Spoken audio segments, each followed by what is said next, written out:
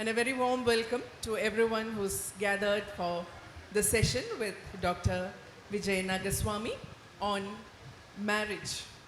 Is it an outdated concept?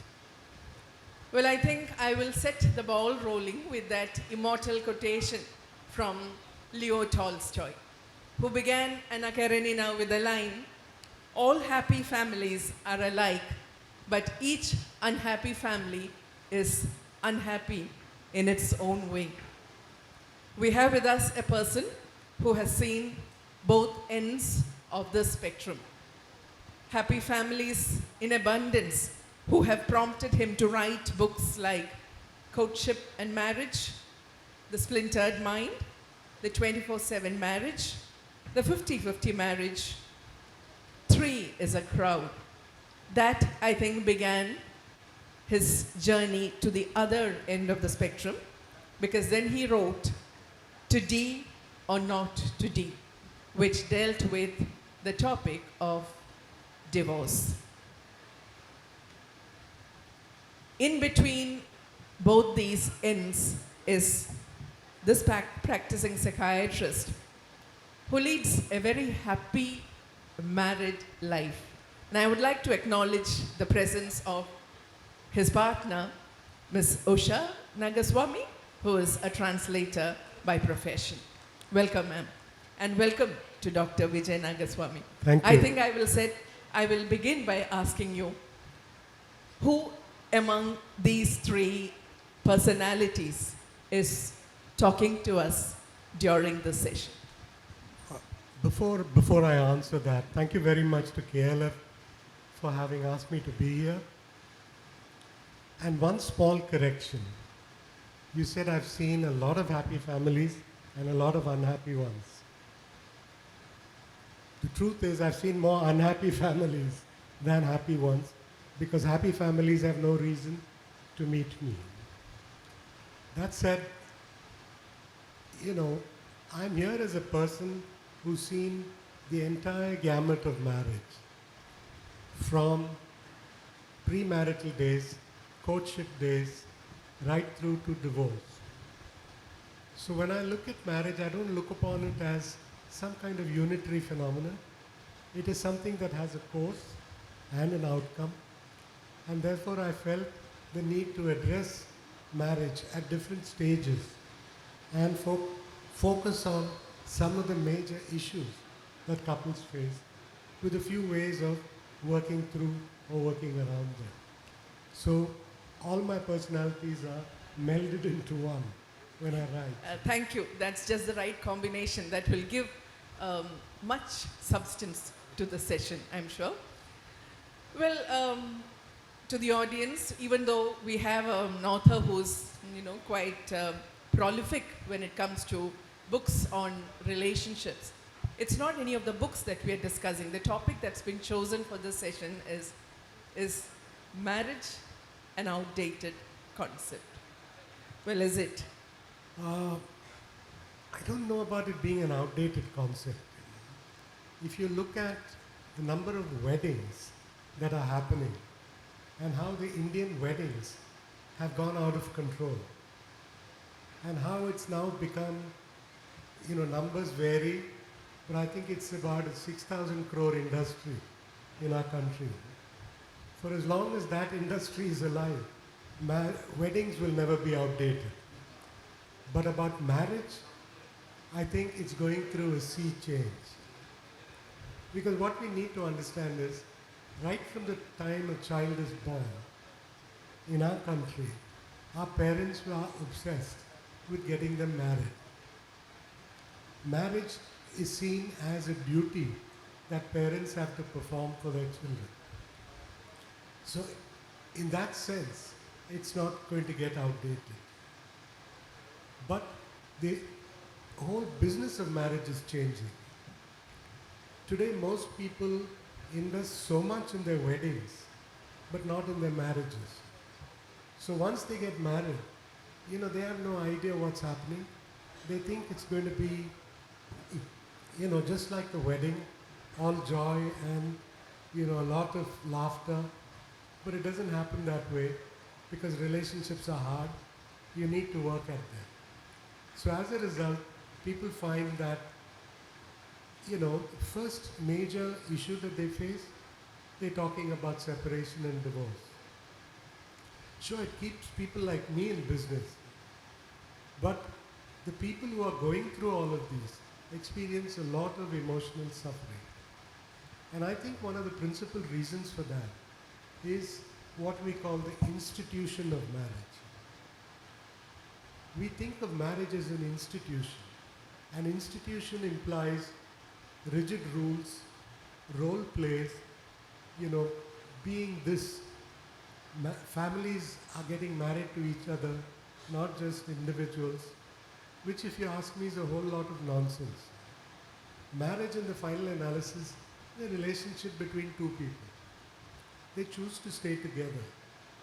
Whether legally or not doesn't matter. And today the entire range of relationships has changed.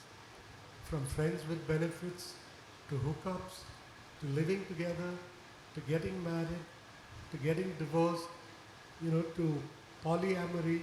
There are so many different spaces in which people function. So what is happening inside of the marriage is a huge sea change.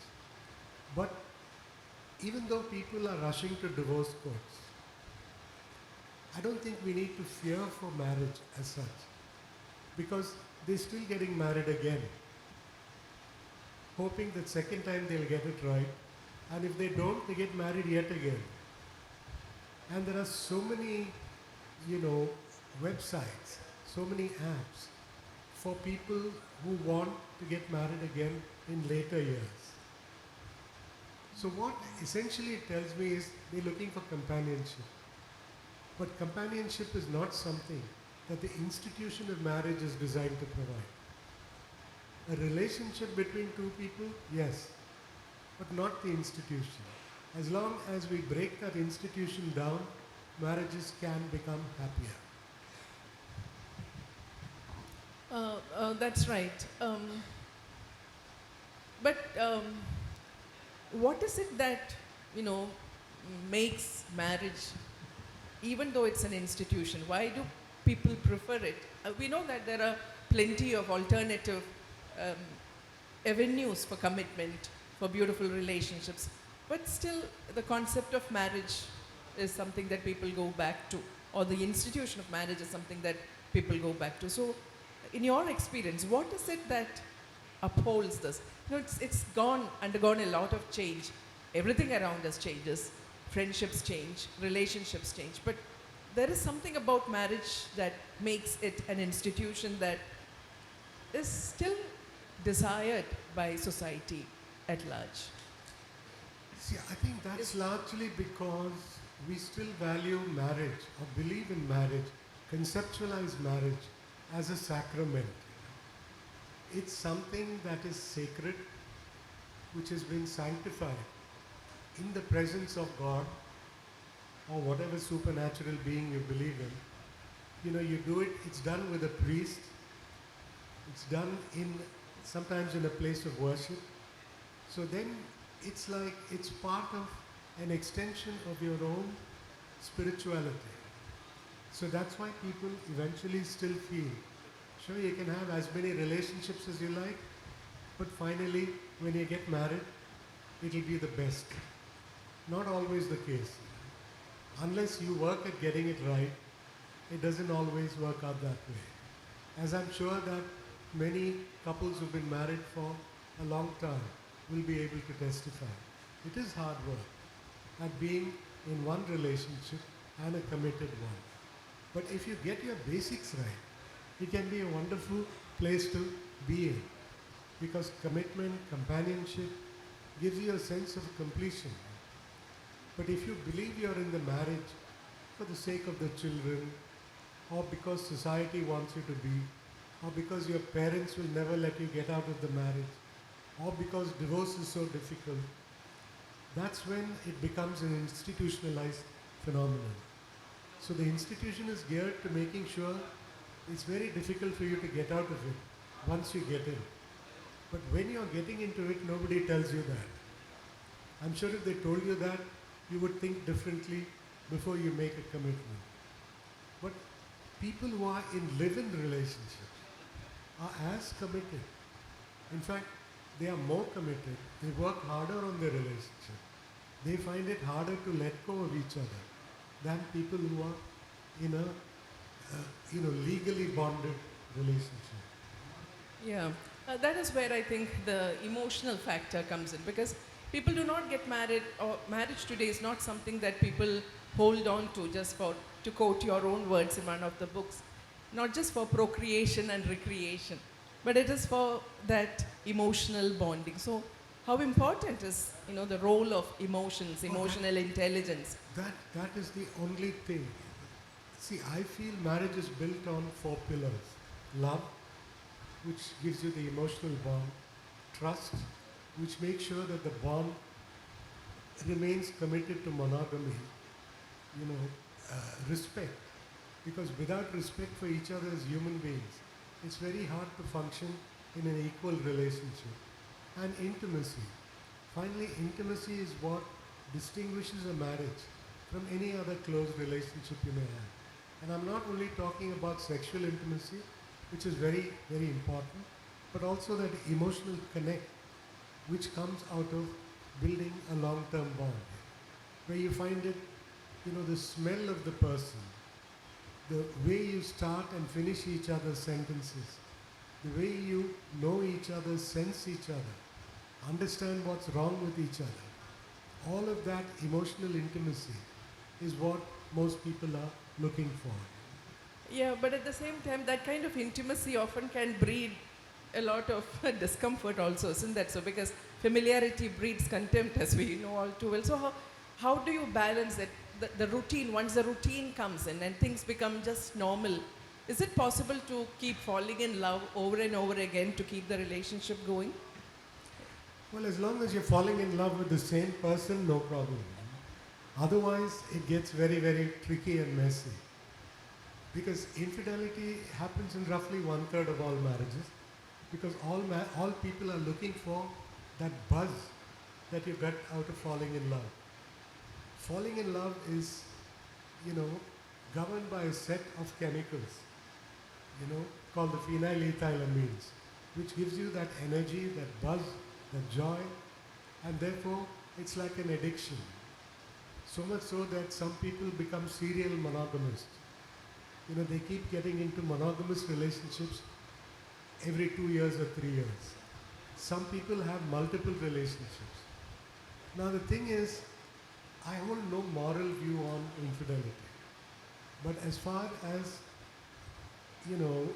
marriage is concerned, infidelity and monogamy are not compatible with each other. Monogamy, as the name implies, is commitment to one person. If both partners choose to have an open marriage, that's their business. If they choose to be in a polyamorous relationship, that's their business. But usually marriage is monogamous. That's why people want to be married to the same person. So expecting to fall in love with the same person, not happening. But expecting to be in love with the same person, very, very possible. Yeah, and that becomes even more complicated when the partners have different goals, different orientations, different value systems, different ways of speaking about love. So where do they reach the compromise? How do they communicate their desires and their needs to each other when they belong to entirely different ends of the See, I spectrum? think that's why it's so important, before we get married, whether it's an arranged marriage or you've chosen your own partner, to really talk through your respective value systems and goals, which we invariably never do. We just talk about all the joy, having children, building a family, and so on and so forth. But our value systems and growth also change over time. Now, if two people grow together, then it's easier to manage your respective, the directions of your growth. But if two people are leading parallel lives, then it becomes all the more difficult. Now you asked, how do we compromise? I have a problem with the term compromise. I don't think compromise is good in marriage. Compromise implies, settling for something that's suboptimal. Whereas it's a question of discussing it through and one person letting go, or one person eventually saying, okay, I understand what you're saying and I'm willing to go with it, or whatever. But when we say compromise, it implies that, I'm giving up something, I'm sacrificing something. Sacrifice has never worked well in marriage. Yeah, I do hope everyone finds that gap, where they can talk and not need to compromise. Uh, in your experience, I mean, how would somebody who's experiencing trouble in marriage, what would be the first signs of trouble in marriage from your experience? Oh, believe me, everybody knows the first signs of trouble. When they're not communicating, they're fighting all the time, and more than that, they're fighting the same fights over and over again. At least if their fights are about different things, it's fine.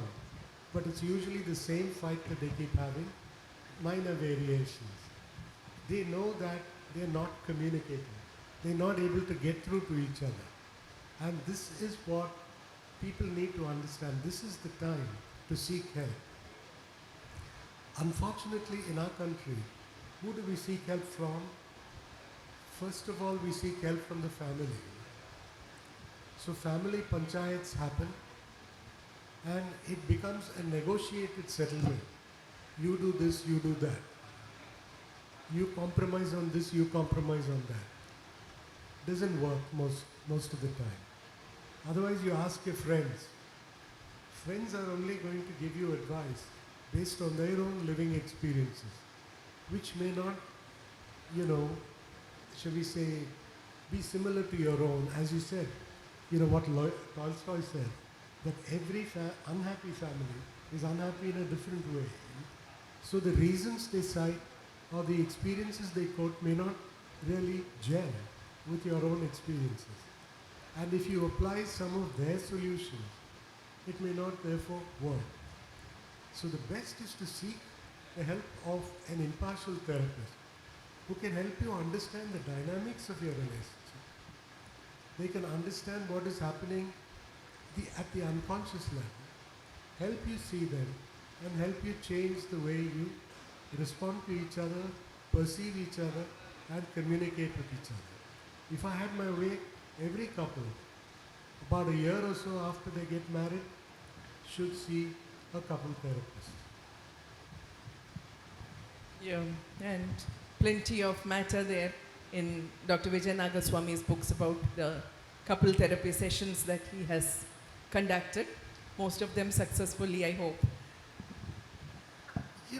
That's the thing. Most people ask me, how many marriages have you saved? I have saved no marriages. Couples have saved their own marriages. I've only nudged them towards understanding the marriages better.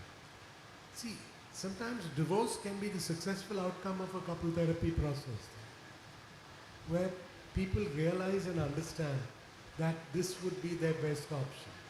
But that's a decision that only they have to take, not me, nor can I drive them towards a decision. I can only help them process what's happening, understand, and then they have to take a considered decision.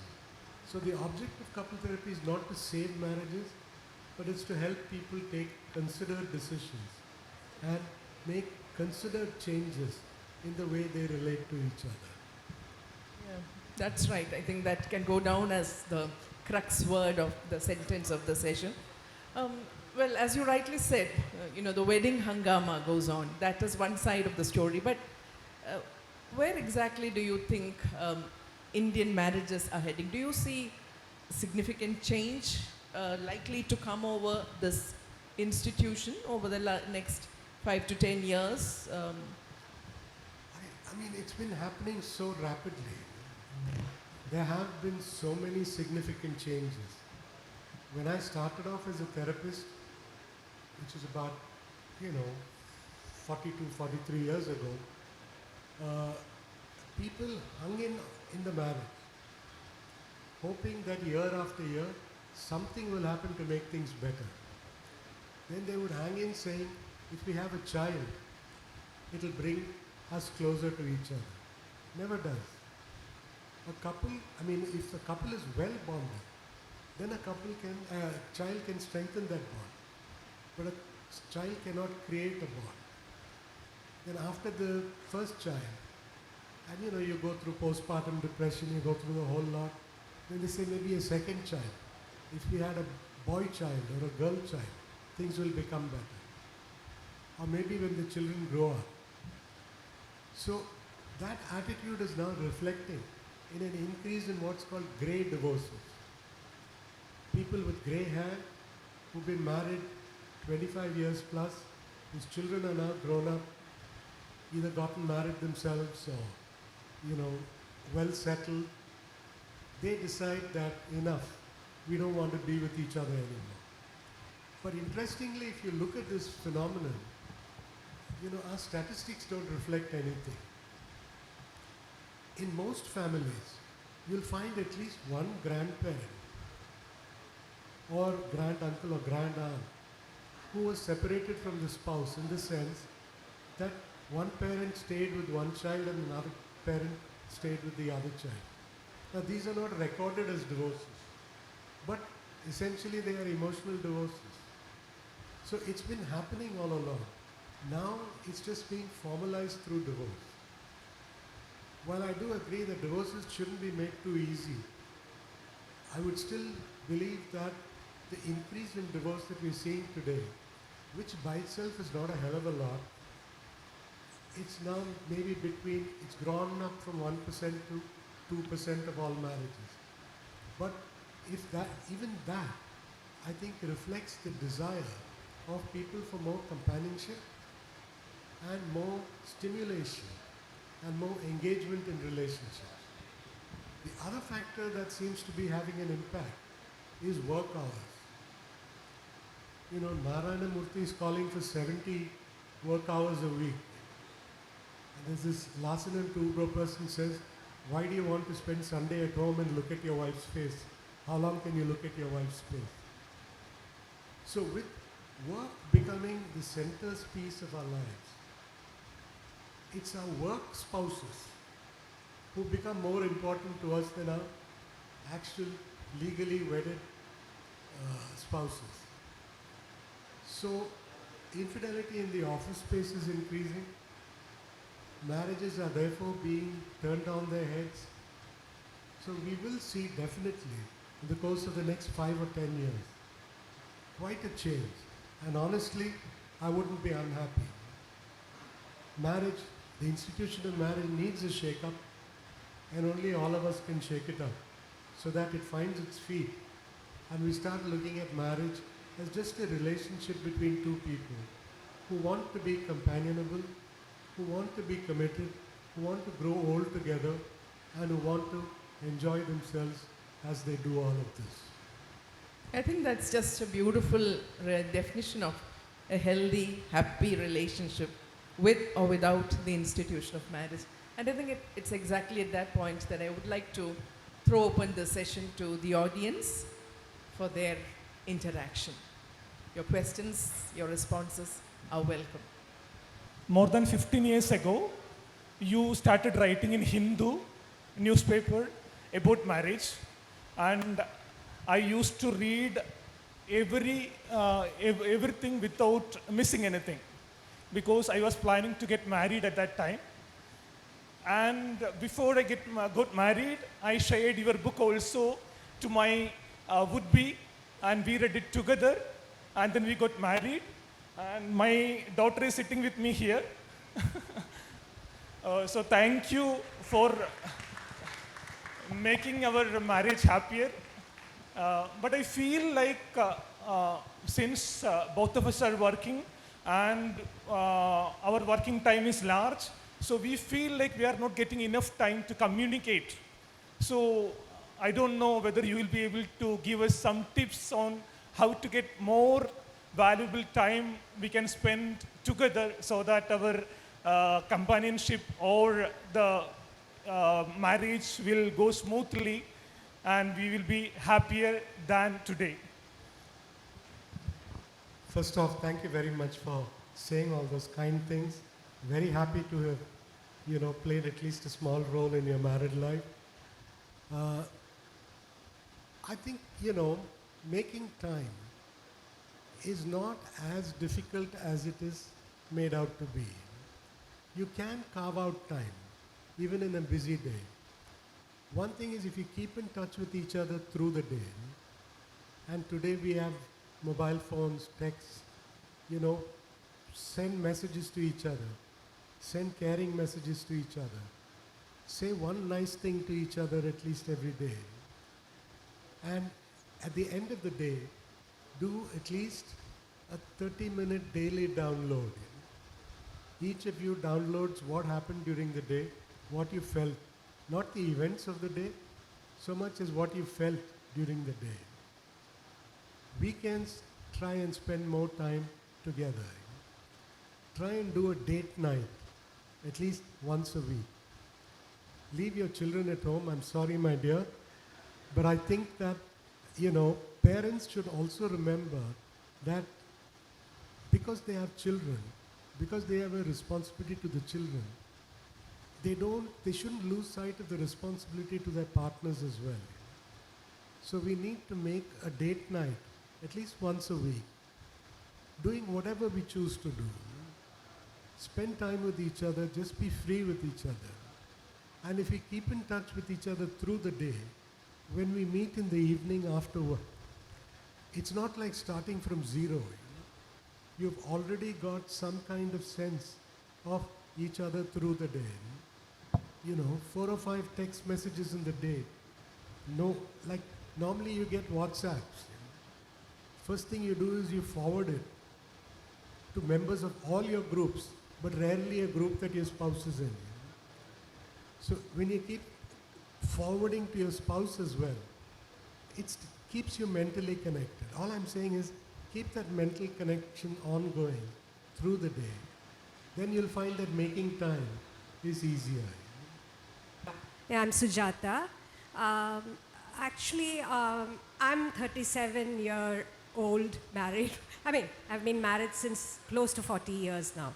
So I have my son who keeps talking about not getting into this so-called institution where he feels like most of the situation now when the future is so uncertain with regard to the huge shift in climatic change, ecology, ideologies, wars, so many traumas happening everywhere with unhealthy bodies, with medically uncertain future.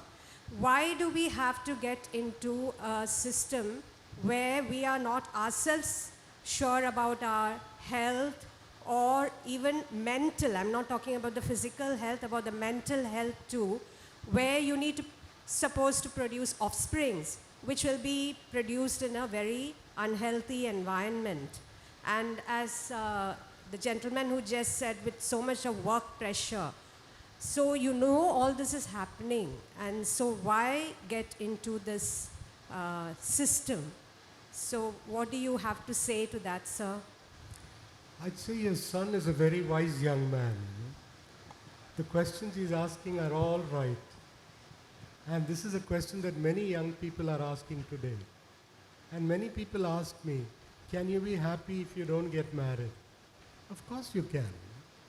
It's not as if marriage, guarantees happiness. It's not as if single people, they call SBCs by the way, singles by choice.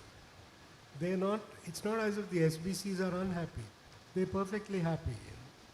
But it's something that they have chosen for themselves. And I respect the fact that your son does not want to get into an institution. Now, he himself feels uncertain about the environment. So how is he going to provide a predictable environment for his spouse, his children? And I think that That's why you're seeing today an increasing number of people who remain single or get married a little later, in their 30s. You know, there was a time when the average age of marriage for a young man was about 25 and for a woman was about 21. Now that's gone up. The average age, most people are getting married early 30s, mid 30s, even late 30s. All I would say is, let that be a choice that he makes. Whenever he feels ready, that's the time for him to get married, or whenever he meets somebody who he wants to grow up with, then he'll forget about the rest of it. But at this time, I would pat him on the back and say, good thinking, son. Thank you, sir. You know, it's not every day that you get a person of Dr. Vijay Nagaswami's stature, you know, so experience with regard to marriage and relationships. And we could go on, but unfortunately, the organizers tell me that the time is up and that we have to make way for the next session. But thank you very much for this lovely, beautiful session. And I think I would like to end this by just, saying that what you have said about, making a beautiful marriage work applies to every relationship, doesn't that? And marriage can teach us that about loving each other, you're choosing the best in each other, giving the best of you to each other. And if we could make that relationship work in that kind of bonding work in every relationship of ours, the world would definitely be a much happier place. On that, thank you to everyone, and thank you, sir.